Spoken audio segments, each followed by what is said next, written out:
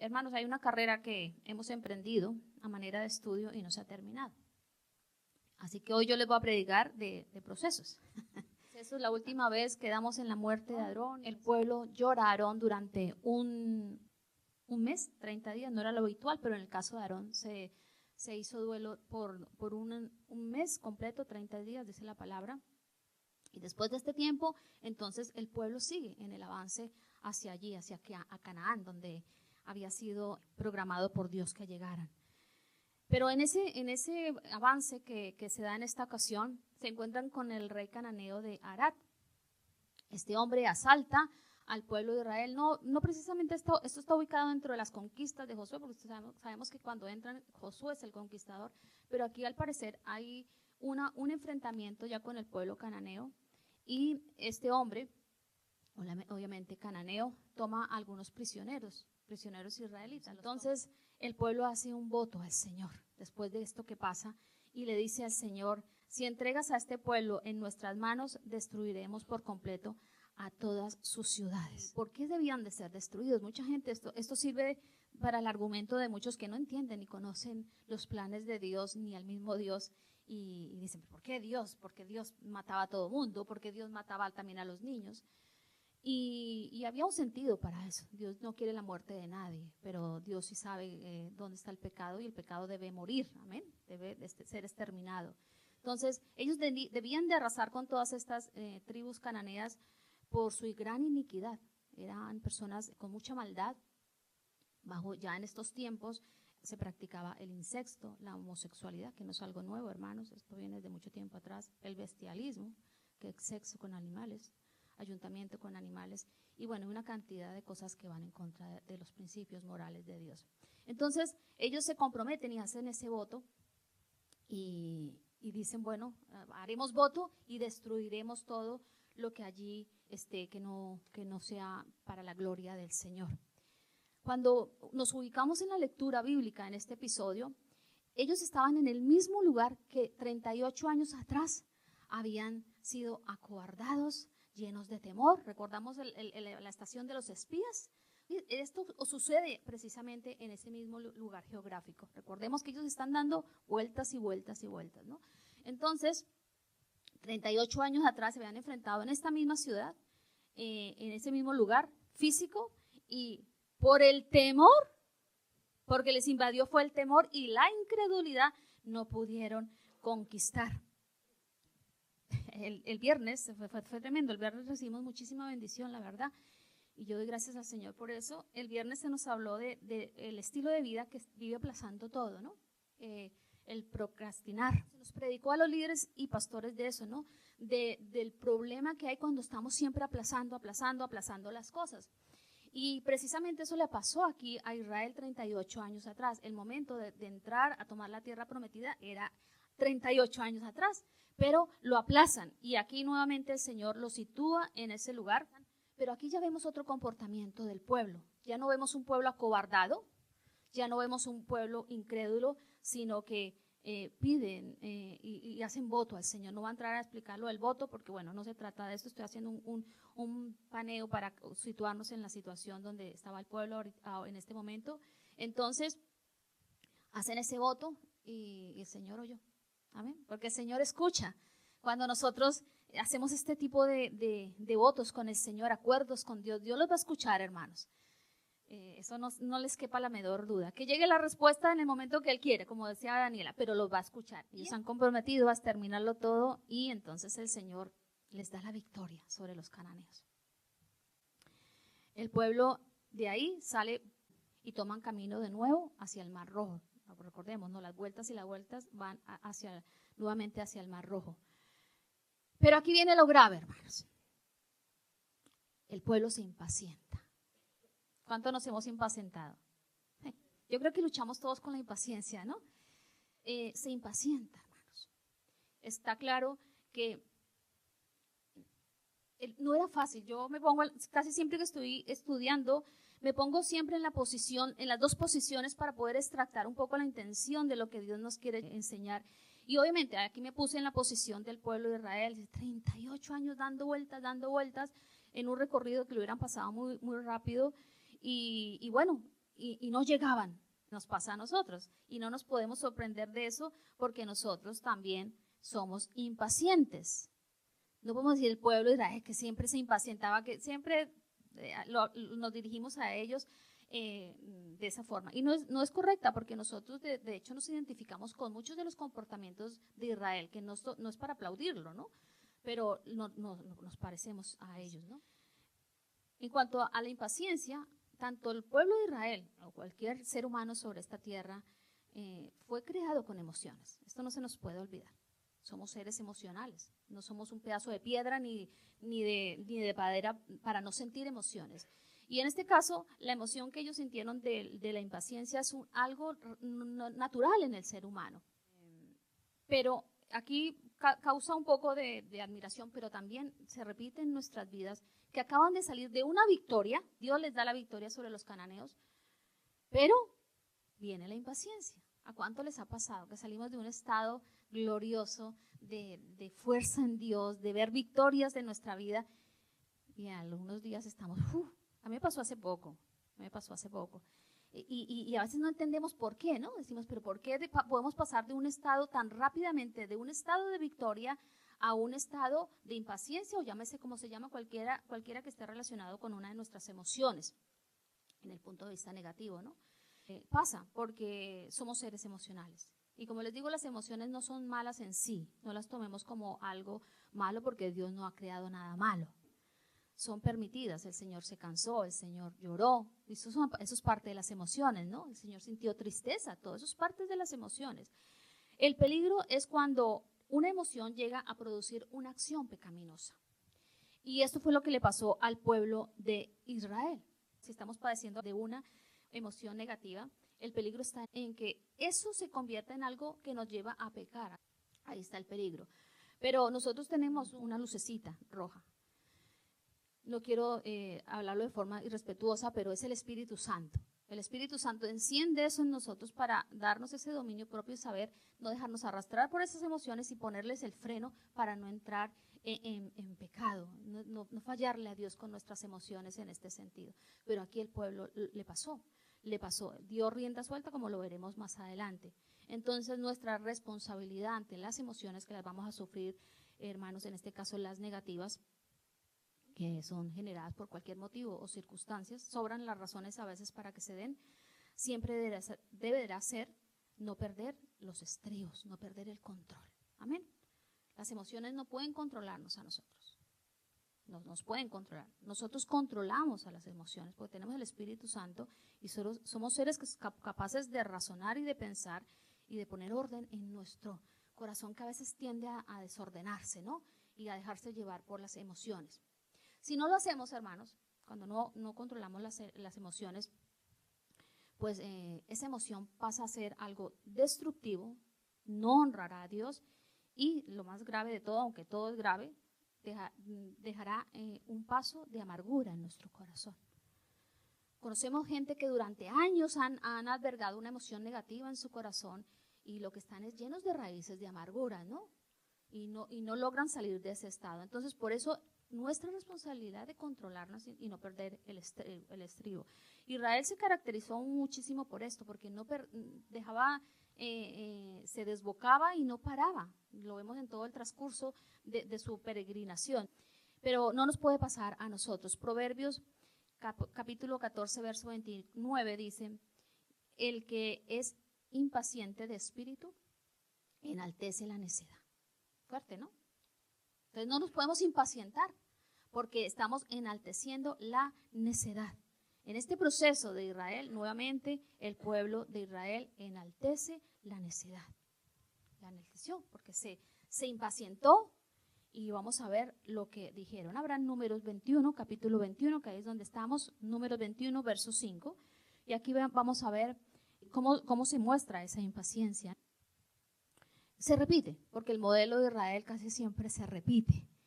Las mismas palabras, las mismas quejas, y eso nos invita a nosotros a no seguir ese ejemplo. A veces cogemos una situación puntual que estamos atravesando y ¿sabes qué hacemos? La queja y la queja y la queja. Piensa en alguna situación difícil que estás pasando ahora, difícil. Y empezamos a quejarnos siempre de lo mismo, de lo mismo, de lo mismo. No estamos llamados para eso. Eso era lo que pasaba en Israel. Siempre se quejaba por lo mismo. Dice el verso 5. ¿Por qué nos sacaron de Egipto para morir aquí en el desierto? Se quejaron. Aquí no hay nada para comer ni agua para beber. Además, detestamos este horrible maná. ¿Por qué nos sacaron? Y cuando yo llegué a esa frase, dije, nos sacaron. Aquí ya está hablando en plural. Aarón ya no estaba, porque Aarón ya había muerto, ¿no?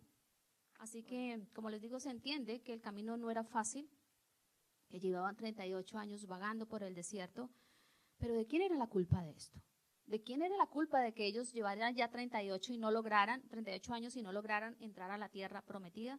De ellos, por supuesto, no de Dios, porque los desobedientes fueron ellos, los de duro corazón fueron ellos, los que se quejaron fueron ellos, los que siempre estaban renegando eran ellos. Entonces, la tardanza de llegar a esa bendición no era de Dios, y la tardanza de las bendiciones y de las promesas que Dios nos ha dado, hermanos, no es culpa de Dios de que no las estemos disfrutando. Normalmente y casi siempre, 100% ha sido por nuestra culpa. Evidentemente hay tiempos de Dios, hay tiempos, pero Dios no se atrasa, hermanos, Dios no se atrasa. Y hay muchísimas bendiciones que, como en el pueblo de Israel, para nosotros no llegamos a disfrutar de ellas por nuestra culpa.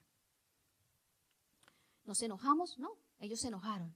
Nos enojamos sin tener un motivo justo para hacerlo. Porque si nosotros somos los culpables, no podemos buscar otros culpables. Y ahí vuelvo y repito lo que creo que es tan necesario en la vida cristiana, de examinarnos. ¿Estás pendiente de que Dios abra las ventanas de los cielos en alguna parte de tu vida y que puedas ver la bendición? ¿No ha llegado? Yo no sé cuánto llevas, no creo que lleves 38 años, pero bueno, el tiempo que lleves. Toma un tiempo con Dios y mira a ver por qué no llega esa bendición. Si es porque no es el tiempo preciso de Dios o porque estás haciendo algo malo. Algo incorrecto, ¿no? No algo malo, sino algo incorrecto. A muchos nos pasa lo mismo, hermanos. Por eso es tan importante examinarnos, lo mismo que el pueblo de Israel. Nos enfadamos cuando las cosas no nos salen bien, cuando no nos salen como deseamos, como no nos salen cuando abrimos la palabra y el Señor nos da palabra y dice, Señor, pero ¿por qué esto no sale? ¿Por qué no sale? Pues examinémonos. Amén. Examinémonos, tenemos que examinar. La vida cristiana no es una vida que se vive mecánicamente, sino es comunión, es relación. Entonces tenemos que examinarnos, porque si no puede ser que no nos estemos dando cuenta que las cosas no están saliendo por nuestra culpa. Pero Dios no quiere eso, hermano. Dios quiere siempre bendecirnos. Y se mostró tan claramente con el pueblo de Israel. Dios quiere lo mejor. Lo quiso para Israel y lo quiere para nosotros. ¿Saben cuántos estamos convencidos de eso? Dios quiere bien para nuestras vidas. Entonces, cuando esto no lo tenemos claro, como le pasó al pueblo de Israel, y no llega a eso que esperamos, pues entonces empezamos a hablar alocadamente. Y esta lengua y esta boca que no se cansa de hablar y que habla y habla, y a veces habla sabiduría, pero a veces habla también sandeces, porque estamos descontrolados. Entonces hablamos alocadamente, y eso le pasó al pueblo de Israel. Normalmente sufría de este mal. Llegaban al momento y no se daban las cosas como ellos esperaban, y entonces empezaban a hablar alocadamente hasta llegar a decir cosas que se repiten, pero en este capítulo pues hay una que es aún más grave, ¿no? Entonces, no hablemos alocadamente. Estamos pasando por una situación, no hablemos alocadamente. Callemos. A veces en el silencio es donde mejor se mueve Dios, donde Dios ministra nuestro corazón. Callemos. No empecemos a decir y a sacar argumentos a Dios, porque Dios es el que está dirigiendo nuestras vidas. Dice la palabra que nosotros estamos en la palma de sus manos, ¿no? Y que ahí estamos seguros. Entonces nos examinamos, el ejercicio es examinarnos, mirar qué está pasando, por qué no llega. Y si es porque no es el tiempo de Dios, levantamos las manos y nos gozamos en el momento que estamos viviendo. Amén. Y decimos, gloria a Dios, Señor, sigue tratando, sigue mostrándote a mi vida, aunque aún no haya visto la promesa, no cumplirse. Entonces, el pueblo habló contra Dios en este caso. Y ahí, por eso Dios me daba esa parte de hablar alocadamente, porque siempre se habían ido en contra de Moisés y de Aarón. Ahora Aarón ya no estaba, entonces tenían que buscar otro. Y nada más y nada menos que se dirigieron a Dios. El primero que se quejan es contra Dios, después contra Moisés y después contra la provisión de Dios. Se quejaron también por el maná, llegaron a decir algo, esto es detestable, lo aborrecemos. Las situaciones que estemos viviendo no nos pueden poner a hablar en contra de Dios o decirle, Dios, ¿qué pasa? Cuando decimos eso, Dios, ¿qué pasa? Es una forma de no entender nuestra relación con Dios. Dios no pierde, Dios sabe qué es lo que pasa. Entonces, Señor, ¿pero qué pasa que yo no veo la bendición? Pero Señor, ¿qué pasa que esto no sale? No, calla y esperemos en el Señor. Amén. Callemos y esperemos en el Señor. Bueno, el pobre Moisés siempre era víctima de sus quejas y aquí también lo fue. Y se quejan de esa provisión. No hay cosa más maravillosa que yo creo que los que vieron ese espectáculo glorioso del poder de Dios en sus vidas, eso tenía que ser una pasada. Abrir la carpa y ver ahí todo el maná en el suelo y coger la porción. Y los que les gustaba mucho la comida, la glotonería, cogían más y ver que se les salía gusano. Todo eso, hermano, eso debe ser una pasada. Debió de ser una pasada. Y se quejaron también de ese maravilloso milagro. Ustedes imagínense hoy en nosotros que pasara eso. Que sí, tranquilos. Quédense todo el día adorándome en su carpa. Que cuando oran la carpa, ahí va a estar su comida, va a estar la carnecita, todo lo que les gusta, el pollo, todo lo que les gusta. Porque el maná, dicen algunos, no sé qué tan cierto sea, de que en el momento de probarlo, entonces sabía lo que uno quería comer. No sé, esas son cosas que se dicen, puede ser que sí, Dios tiene todo el poder para hacerlo. Pero imagínense en esto, y despreciaron esas cosas, y eso es fuerte, ¿no? Cuando pasa esto, entonces ellos, y si nos pasa a nosotros, que ojalá no nos pase, hermanos, provocaron al Señor. Y eso sí que es serio, provocar a Dios. Dios es un Dios de amor y de misericordia. Pero Dios cuando se provoca, pues también se hace sentir. Leemos el verso 6, dice, y el Señor envió serpientes abrasadoras entre el pueblo y mordieron al pueblo y mucha gente de Israel murió. Esa fue la forma como Dios respondió, porque no fue algo sin importancia lo que hicieron. Es que se quejaron contra Dios. Es la primera vez aquí que se quejan contra Dios, porque siempre lo habían hecho hacia Moisés, aunque si se quejan del líder se están quejando de Dios, pero aquí directamente lo involucran también a él y del maná, de su provisión, de la provisión de Dios. Entonces, qué terrible, debió también ser, si por un lado debió de ser maravilloso ver todo el poder de Dios en ese maná, pues también yo pensaba, decía, terrible, ver ese actuar de Dios, Dios las manda. No es que las serpientes, Él las manda. Obviamente en el desierto se da este animal, pero Dios se encarga de mandarlas y de que el pueblo fuera en ese sentido disciplinado a través de ella. Y qué terrible, ¿no? Imagínense ustedes transitando en esas mismas carpas, abrir y de pronto que sale la serpiente y pica, eso producía hinchazón, bueno, y llevaba hasta la muerte, ¿no? Es terrible. Y también es poco, a mí yo decía, Señor, tremendo, ¿no? Fuiste tú el que las enviaste. Muchas veces podemos llegar a sorprendernos de la forma como Dios actúa, hermanos. Y nos sorprendemos, pero no se nos olvide que Dios es un Dios santo, amén. Él es un Dios santo. Pero hay algo muy importante y quiero que se queden con esto, porque yo lo leía y yo decía, Señor, qué fuerte. Y le hablaba con el Señor y decía, qué fuerte, Señor, esto, la forma como tú actúas y actuaste con el pueblo de Israel.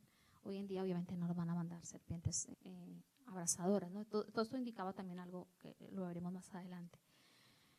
Pero no se nos olvide, hermanos, por fuerte que nos parezca este episodio, que la disciplina era una forma de disciplinar al pueblo de Dios. Y se cree, algunos estudiosos también lo dicen, que fue una de las formas para acabar con esa generación que no iba a entrar a la tierra prometida. Es decir, recordemos que la generación de 20 años para arriba había sido pronosticado por Dios que iban a morir por su incredulidad. Entonces, algunos estudiosos dicen que puede ser que aquí también ese episodio se dio como para terminar con esa. No es algo que lo diga la Biblia, pero bueno, se los dejo ahí. Pero como haya sido, hermanos, no se nos debe olvidar nunca, nunca, cuando estamos bajo la disciplina de Dios, que la disciplina de Dios es correctiva. ¿Cuántos decimos amén? Amén. Es correctiva, hermanos. ¿Tú amas a tus hijos? Sí, ¿no? Los que tenemos hijos. ¿Los corriges? Los corregimos. ¿Por qué los corregimos? ¿Porque somos malos? Porque queremos que ese hijo se corrija. Entonces, igual pasa con nuestro Padre. Nuestro Padre nos corrige y la disciplina es preventiva. Su propósito principalmente es entrenarnos para que aprendamos a desarrollar un mayor crecimiento espiritual. Entonces, la disciplina no es que Dios nos disciplinó y debemos de salir igual. La idea de la disciplina de Dios y el propósito de la disciplina de Dios es que cuando estemos bajo ella, nosotros podamos desarrollar una mayor madurez y crecimiento espiritual. Que no salgamos los mismos, hermanos. Entonces nos ayudará. Ahí vemos el amor de Dios. Por un lado, disciplina, pero por otro lado está el amor de Dios. Así que lo más importante, desde mi punto de vista, es que nos ayuda a todos. Piensa en los propósitos claros que tú tienes para tu vida en este momento. Piénsalos. Desde la salida del lugar donde estás hasta llegar a ese propósito, vamos a fallarle a Dios. Ahí va a venir la disciplina. Pero Dios va a pelear para que nosotros lleguemos a cumplir el propósito por el cual Él nos ha creado. Que no solamente habla de salvación. Amén. Obviamente la principal. Pero que habla para el desarrollo de todo aquello que Dios tiene en su corazón para cada uno de nosotros. Entonces, la disciplina nos va a ayudar a que ese propósito de Dios se dé. Y se dé de la manera ordenada y correcta. No de cualquier manera. El propósito para Israel, ¿cuál era? Salieron de la esclavitud, pasaban por el desierto para ser tratados por Dios y llegar a la tierra prometida. Nunca fue el desierto una señal de estancia. Nunca. Era la tierra prometida, Canaán, donde ellos tenían que llegar. Entonces, si el pueblo seguía, vamos a cerrar un poco el concepto de eso que a mí me causó tanta impresión de lo de las serpientes. Si el pueblo seguía bajo ese estado de incredulidad y queja, no lo alcanzaría. Porque Dios no es experto en malcriar. Y gloria a Dios que no. Dios no nos malcría, Dios nos forma, nos da forma. Y cuando no estamos correctos, tira la vasija y vuelve y hace una nueva. Es lo que ha hecho con nuestras vidas. Por lo tanto, del pueblo seguir con esas situaciones que se repetían, 38 años repitiendo, que se dice muy pronto, pues era imposible que llegaran y alcanzaran lo que Dios había planificado para ellos, que era entrar y tomar posesión de la tierra. El verso 7, posen sus ojos ahí, dice: entonces el pueblo vino a Moisés y le dijo: hemos pecado porque hemos hablado contra el Señor y contra ti. Intercede con el Señor para que quite las serpientes de entre nosotros. Y Moisés intercedió por el pueblo. Aquí ya empieza la parte hermosa, la parte que debe ministrar nuestras vidas. Ellos hacen algo por primera vez muy importante, hermanos. Reconocen que han pecado contra Dios. Reaccionan y se dan cuenta que han pecado contra Dios. Y esto ya los pone en otro lugar, hermanos. Como nos pone a nosotros. Vamos a fallarle al Señor, vamos a pecar muchas veces, hermanos. Pero debemos ser rápidos en el arrepentimiento. Y entonces Dios hace borrón y cuenta nueva. Amén. ¿Cuántos decimos gloria a Dios por eso? Porque si el Señor tomara y tuviera una lista de todos nuestros errores, hermanos, estaríamos perdidos. Esto estaría lleno de serpientes aquí abrazadoras. Pero no es así. No es así. Dios no es así, hermanos. Entonces, ni lo fue con ellos, un pueblo tan duro servir, ni lo va a hacer, ni lo será con nosotros, hermanos, con su iglesia, con sus hijos. Entonces, el pueblo es consciente de que ha pecado. Y esto los lleva a que ellos mismos pidan ayuda. Esto es muy importante. Siempre cometían errores y Moisés y Aarón salían corriendo a interceder por el pueblo. ¿No? Hasta aquí hemos visto eso. Hacían de todo y corra Moisés a interceder y a clamar por ese pueblo para que no fuera exterminado por Dios. Pero aquí son ellos mismos los que piden la ayuda a Moisés. Y le dice: Moisés, hemos pecado contra Dios y contra ti. Intercede por nosotros. Y esto es tan importante, hermanos. Nosotros somos recipientes de muchas oraciones. La gente normalmente dice: mira, ora por esto, ora por aquello, ¿no? Y está bien, porque la familia de la fe debe orar, dice la palabra, unos por otros. Pero los inconversos siempre nos piden oración. ¿Les ha pasado? Siempre. La gente sabe que mira, estoy pasando. Pues tú podrías orar. Y está bien, vamos a orar. Pero debemos enseñarle a esa persona que ore. Y decirle: es Dios. Dios quiere escucharte a ti. Entonces, aquí en ese acto yo veía acción, relación y progreso para el pueblo de Israel. En ese simple acto de reconocer, veía eso. Acción. Porque no hay forma de avanzar hacia las promesas si esto no se da. No hay forma de avanzar hacia eso que Dios ha planificado para tu vida si no hay acción, si no hay relación. No habrá progreso, hermanos. Si no hay arrepentimiento, si no hay ese reconocer de que hemos fallado a Dios. No podemos progresar, no podemos progresar. La acción del pueblo la vemos en su corazón rápido para arrepentirse. Fue rápido. Fue muy rápido. Y esto nos habla a nosotros de que nosotros también tenemos que ser rápidos, hermanos. Nosotros sabemos cuando le fallamos a Dios, ¿no? Aquí no podemos decir, bueno, yo no sabía. No, sabemos. Bueno, el que conoce a Dios sabe cuando le falla a Dios. Desde lo simple hasta lo complejo, lo sabe. Inmediatamente que fallemos, porque vamos a fallar, debemos arrodillarnos y decir, con un corazón sincero, no religioso, decir, Señor, te he fallado, perdóname, perdóname. Y ahí vemos la acción en ese arrepentimiento rápido. ¿En quién buscaron ayuda? Buscaron ayuda en Dios y en Moisés. Aquí vemos la relación. Ahí vemos ese aspecto de la relación. Israel siempre debía de ver a Dios y a Moisés como una asociación hacia ellos. Sin Dios y sin Moisés, Israel no llegaba a ningún lado. Principalmente Dios. Pero Dios puso a Moisés a que los dirigiera, era su líder espiritual. Y debía haber una asociación entre ellos. Si miramos hacia atrás, no había esa asociación. Porque aunque el pueblo era bendecido y todo, ellos no veían, siempre se quejaban de Moisés. Entonces, ahí vemos la asociación. El pueblo ya entra en otra dinámica completamente contraria a la que hasta allí habían llevado. Entonces, era importante para alcanzar esa promesa. Nosotros tenemos que asociarnos, amén. Somos salvos ya, tenemos una relación con el Señor, pero esa asociación habla de relación, de dependencia de Dios. Y debemos siempre recurrir a Él, amén. Porque entonces, a través de Él y de las personas que también Dios pone a nuestro lado, vamos a poder llegar.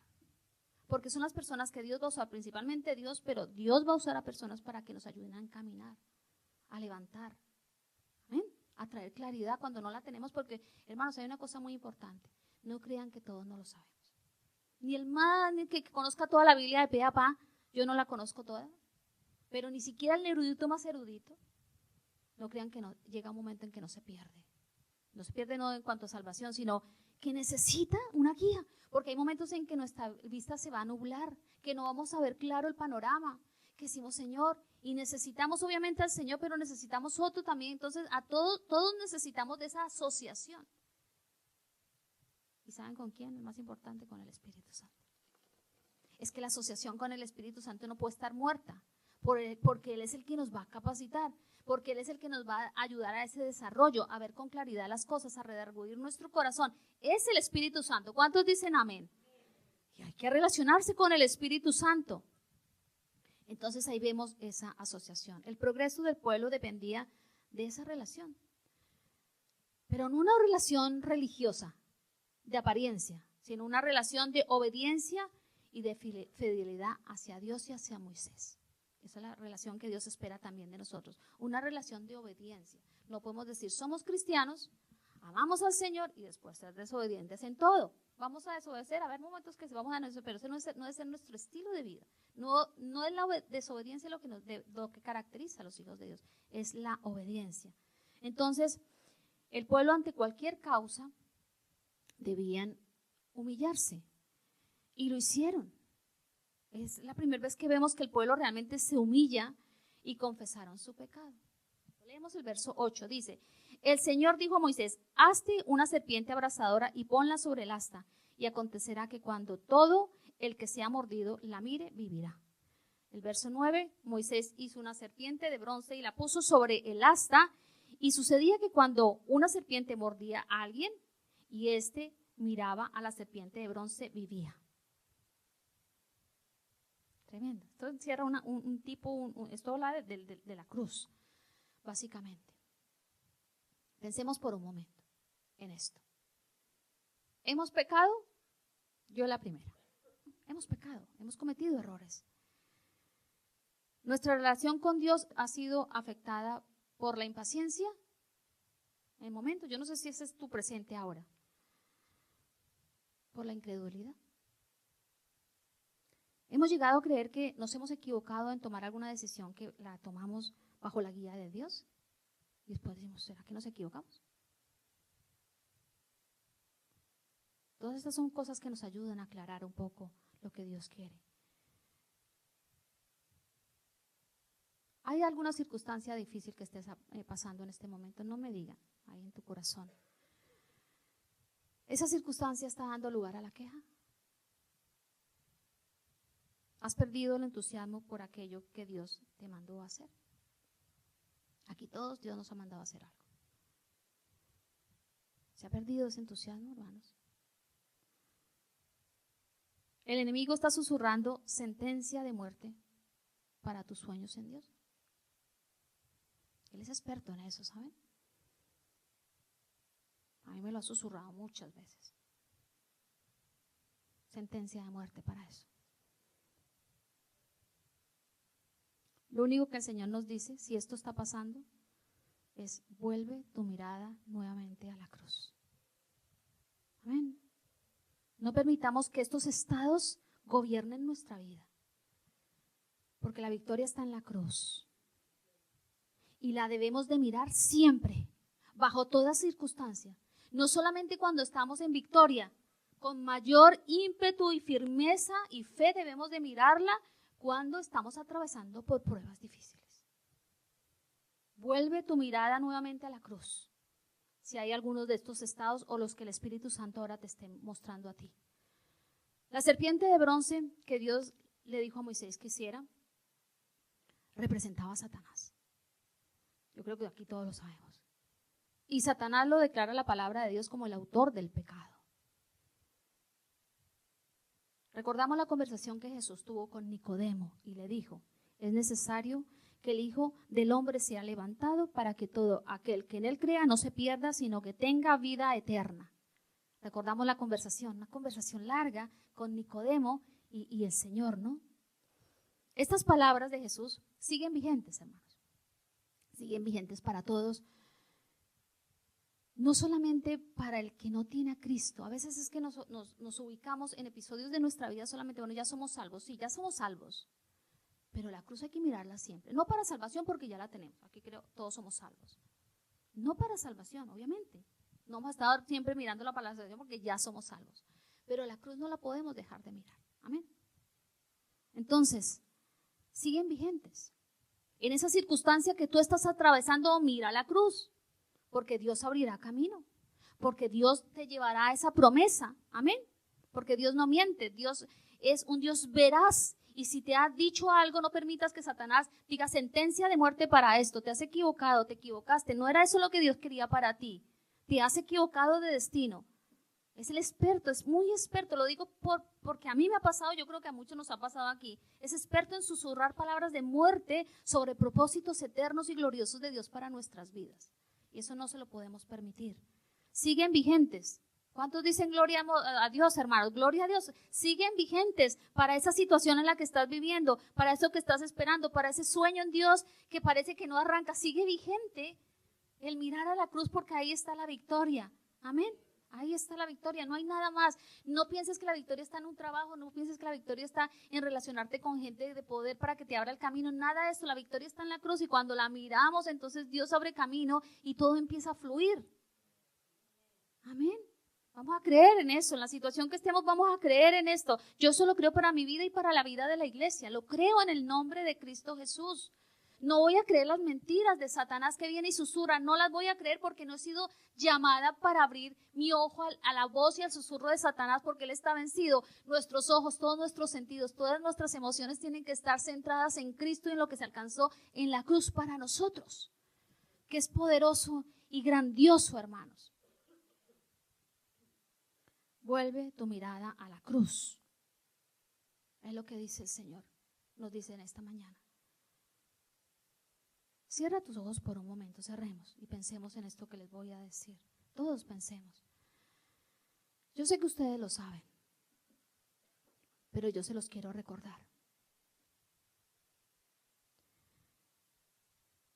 En la cruz, cuando el Señor subió y murió allí, se efectuó un juicio a nuestro favor. La maldad del pecado fue juzgada. Jesús, quien no conoció pecado, se hizo pecado por nosotros. El inocente y santo. Él fue la ofrenda por mi pecado. Piensa, por mi pecado. Recibió el juicio que yo merecía. De este modo, todos los que hemos sido perdonados por Dios, podemos estar en una relación correcta con Dios por medio de Cristo.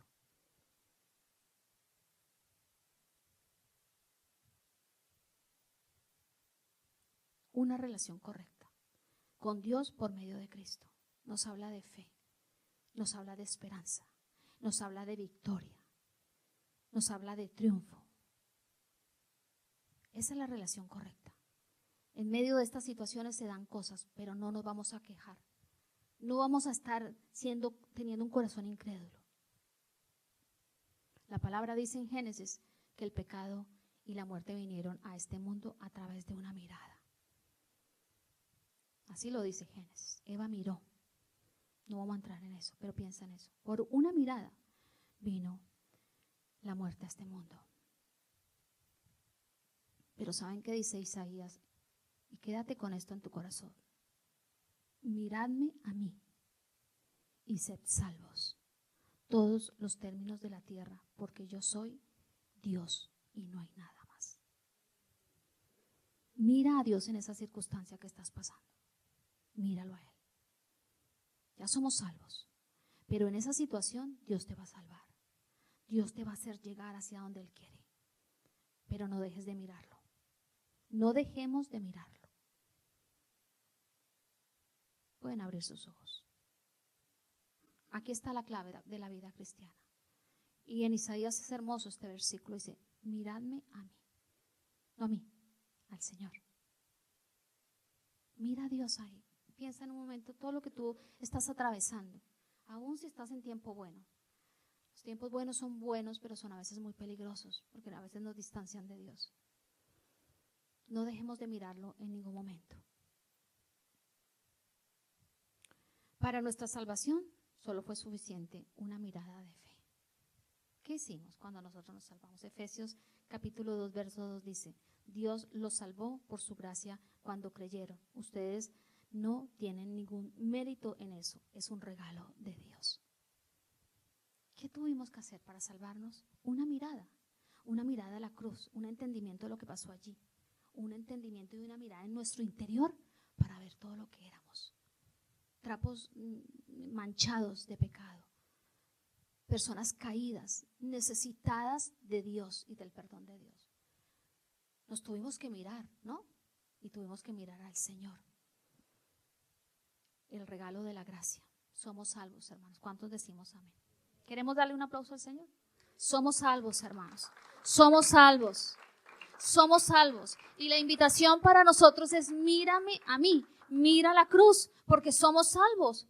Podemos mirar a la cruz con la perspectiva correcta porque el Espíritu Santo nos hace mirar y entender lo que ocurrió ahí a nuestro favor. Por lo tanto, somos salvos. Y también necesitamos una mirada para ser liberados de cualquier situación en la que estemos pasando. Amén. Siempre. Siempre. A veces somos muy dados a la situación y buscar en nuestra propia fuerza lo que necesitamos. No, mírame a mí, dice el Señor. Mírame a mí en eso que estás pasando. Mírame. ¿Has cometido errores? ¿Te has quejado de Dios? Recuerda, en Cristo hay abundancia de gracia. No nos vamos a culpar. Pobrecito yo. Yo no puedo salir de esta situación. Soy un miserable. Susurros de Satanás a nuestra mente. Nada de eso. ¿Sientes que tu alma se ha distanciado del Señor? Espiritualmente. A veces estamos aquí, pero nuestra alma puede estar en otro lugar. Si pasa eso, hoy es el día de volver en sí, hermanos. De levantarse y volver al Padre. Pero de ese volver a entender que es volver al Padre. No es sentarnos a escuchar una prédica. Es de una relación tan profunda y tan fuerte que la vivimos, que la sentimos, que la experimentamos, que nos da la fuerza, el propósito, la fe y todo lo que necesitamos. Debemos de volver al Padre si ha pasado eso. No permitamos que los dardos envenenados de Satanás nos hagan creer que no somos dignos de seguir siendo hijos de Dios. Cuando fallamos a Dios, uno de los dardos más envenenados de Satanás es ese: no eres digno. No pudiste llegar a la meta de ser un hijo de Dios. Cuando fallamos, cuando cometemos faltas graves, hermano. Pero eso es una mentira de Satanás. Y cuando todo eso pasa, miramos a la cruz y recordamos lo que Dios hizo por nosotros. Cualquiera que sea tu situación actual, Dios a través de su palabra te dice: mírame a mí. Amén. Lo vamos a hacer, hermanos. Mírame a mí. No busques tu ayuda en los hombres, ni en los pastores, ni en tu mamá, ni en tu abuelo, ni nada. Mira a Dios, porque ahí es donde está. Ahí es donde está la ayuda para nosotros. Volver nuestra mirada a la cruz es un asunto personal. Yo amo a Jorge y Jorge me ama a mí, pero él necesita mirar a Dios, a la cruz, y yo de manera independiente también mirar a la cruz. Ustedes leyeron y leímos el versículo que dice que cada uno debía de mirar. Nadie podía hacer eso. Ninguno puede mirar a la cruz en nombre de otro. Tenemos situaciones difíciles, mi deber es mirar a la cruz. No esperar que mi esposo mire por mí lo que yo tengo que mirar, que es al Señor. Entonces es un asunto personal. Amén, lo entendemos, ¿no? Porque nuestra relación es personal. Entonces miremos a la cruz y de manera personal. Hay un vestido y un anillo y un calzado para todos los hijos de Dios. Especialmente para los hijos pródigos. Y a veces quiero hacer énfasis en eso, porque no es pródigo solamente el que se va del redil, aunque la palabra sí lo nombra. Es pródigo el que lleva una vida religiosa y solamente se conforma con venir y sentarse a escuchar y que nada ocurra en su vida. Ese es un hijo pródigo. Porque al final no hay relación. De nada nos sirve llenarnos y después salir y llenarnos con las cosas de este mundo. Pero si ha pasado, hay un vestido, hay un anillo y hay un calzado dispuesto para la vida de los hijos de Dios, para poder seguir corriendo la carrera de la fe. Siempre hay esperanza, es que en el Señor siempre hay esperanza, hermano. No tenemos un Dios cruel, tenemos un Dios que nos ama. La palabra de Dios dice que somos su obra maestra. Qué fuerte, ¿no? Eso dice de nosotros, somos su obra maestra, creados de nuevo en Cristo Jesús a fin de que hagamos las cosas buenas que preparó para nosotros tiempo atrás. Obra maestra, creados en Cristo. Somos creados nueva criatura. Obviamente que nacimos de un vientre, de una madre, del esperma de un óvulo, fue formado nuestro embrión. Pero nosotros en el Cristo tenemos una nueva naturaleza. ¿Para qué? Para caminar en todo lo bueno que Él preparó para nosotros. Así que solo mira a la cruz. Solo mira a la cruz y apropiate de todas estas promesas. Graben esto en su corazón.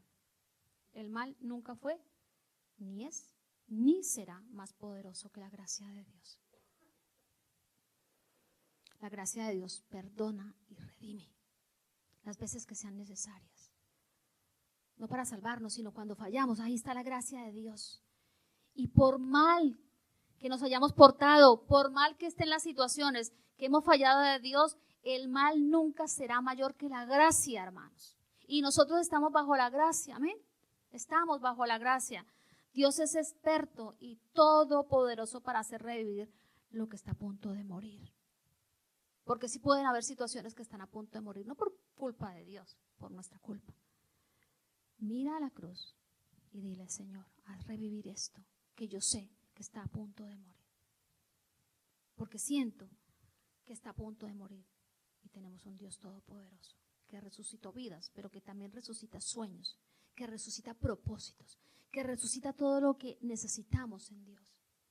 Cada uno sabe que debes revivir hoy. Mira la cruz y dile: Señor, esto tiene que revivir en mí. Tal vez la comunión, la oración, sueños, propósitos, llamados, dones. Tantas cosas, hermanos, que necesitan a veces revivir y que a veces no somos ni siquiera conscientes que están a punto de morir. Pero Dios no va a permitir que mueran. Recuerda, el mal nunca será más poderoso que la gracia de Dios. ¿Nos quedamos con eso? Nunca será más poderosa. David lo supo cuando adulteró. Él sabía que la gracia es mayor que el mal. Cayó bajo David, desde nuestro punto de vista. Cometió muchos pecados, hermano. Pero David sabía que la gracia era mayor. Se arrepintió y Dios lo restauró. Y llegó a ser el hombre conforme al corazón de Dios. Pedro lo supo cuando negó al Señor, que la gracia es mayor. Pedro lo supo, negó al Señor delante de todos. Pero él lo supo. Tenían relación. Tenían asociación. Y por eso pudieron progresar.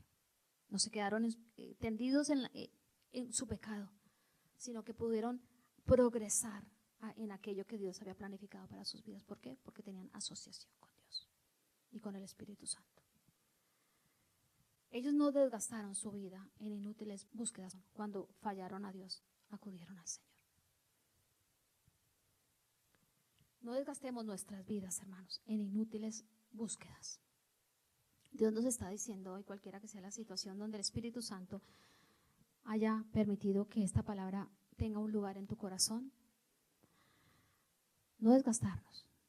Hoy el Señor nos dice, no te desgastes en inútiles búsquedas, porque la única ayuda proviene cuando tú miras a la cruz. Miradme a mí, miradme a mí, cerremos nuestros ojos, miradme a mí. Eso es lo que Dios nos está diciendo en esta mañana.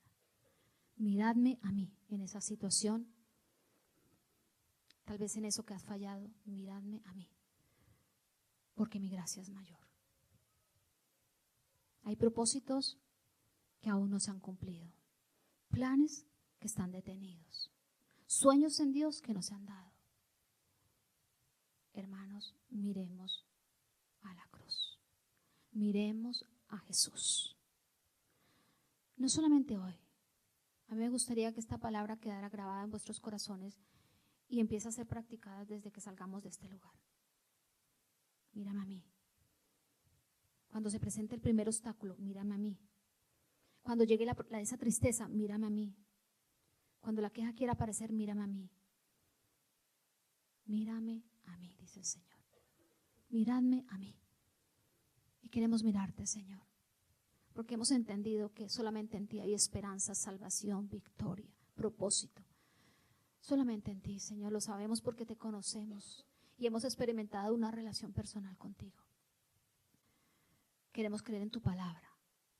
Queremos creer en tu palabra y lo que tú has dicho, porque tú eres un Dios veraz y nos levantarás y permitirás, Señor, que todo lo que tú has planificado para nuestra vida se dé. Si tenemos que pasar por disciplina, Señor, las veces que sean necesarias, hazlos. Saldremos mejores hijos, Señor, más perfeccionados, más justos, para poder seguir caminando esta carrera de la fe, de la forma como tú quieres. Padre, pedimos tu bendición sobre nuestras vidas, sobre nuestras familias, sobre todo, Señor. Pero sobre todo, Señor, que esta palabra quede grabada en nuestro corazón y que siempre, siempre te miremos, Señor. En el nombre de Jesús, amén y amén. El centro de tu iglesia sé Jesús.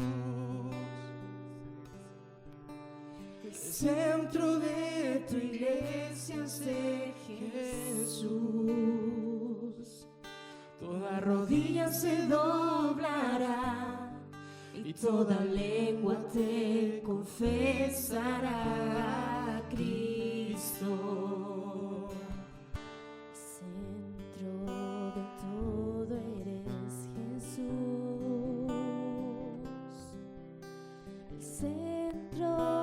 Todo eres Jesús,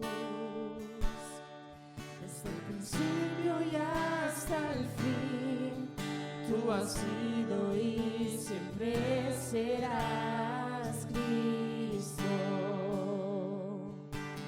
Cristo.